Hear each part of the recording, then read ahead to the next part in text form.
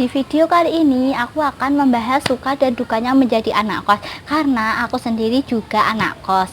Nah, buat kalian para anak kos, mantan anak kos, atau bahkan kalian yang berencana untuk ngekos, yuk simak video berikut ini. Nah, kita mulai dari hal-hal yang paling menyenangkan dulu ya dari anak kos. Yang pertama, jarak lebih dekat. Hal yang paling utama alasan ngekos itu jarak agar lebih dekat dari tempat kerja kita atau tempat kampus kita. Jadi kita tidak usah pusing-pusing lagi memikirkan perjalanan jauh dan kemacetan di jalan. Dan kita bisa menghemat uang transport. Bahkan kalau ngekos kita bisa jalan kaki. Yang kedua, tinggal di kos itu lebih bebas. Nah, ini dia yang diidam-idamkan para calon anak kos. Tinggal di kos lebih bebas, tidak akan ada lagi orang yang ngomel-ngomel jika kalian bangun kesiangan, tidur kemalaman. Bahkan kalian itu bisa pergi langsung cabut gitu, nggak usah izin mau pulang jam berapa dan mau berangkat jam berapa. Jadi terserah kita. Intinya itu terserah awake dhewe. Kalau dalam bahasa Jawa itu sak karepe awake dhewe.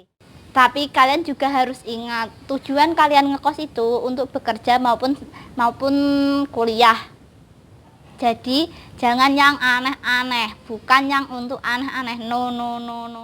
Punya banyak teman. Nah, kalau ngekos nanti kita bakal ketemu teman-teman baru dan mereka juga bisa buat untuk tukar cerita, bisa buat belajar budaya mereka, bahasa mereka, dan melewati suka dan duka bareng mereka. Punya banyak teman di kos, berasa mempunyai banyak saudara.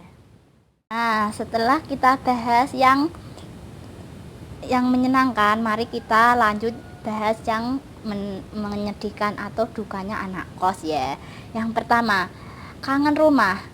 Pasti kita bakal kangen rumah, kangen orang tua, kangen adik, kangen kakak, ataupun kangen keluarga yang lainnya yang ada di rumah. Dan yang pertama itu kangen masakan ibu. Nanti kita kalau di kos tidak akan menemukan masakan seperti masakan ibu di rumah.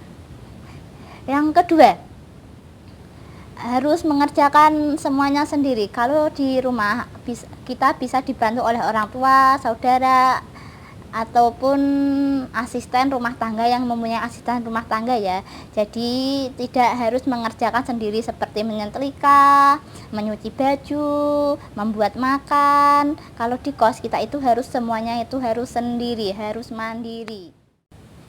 Yang ketiga, uang di akhir bulan.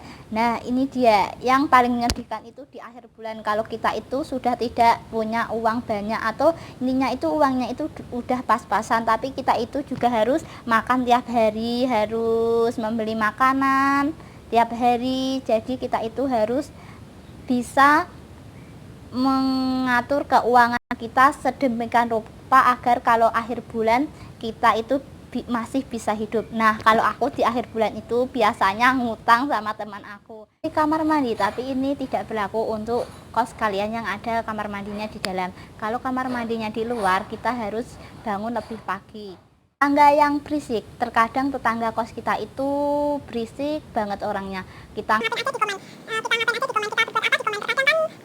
gitu, namanya aja orang banyak. Orang kan berbeda-beda, ada yang gitu, ada yang gini. Nah, kita itu harus sabar juga. Nah, itu suka dan dukanya anak kos. Buat kalian yang merasakan juga menjadi anak kos, bisa komen atau DM aku di IG aku ya. Bisa kalian tambahkan suka dan dukanya jadi anak kos yang belum aku sebutkan ya. Terima kasih for watching. Jangan lupa subscribe, like, and comment, and share.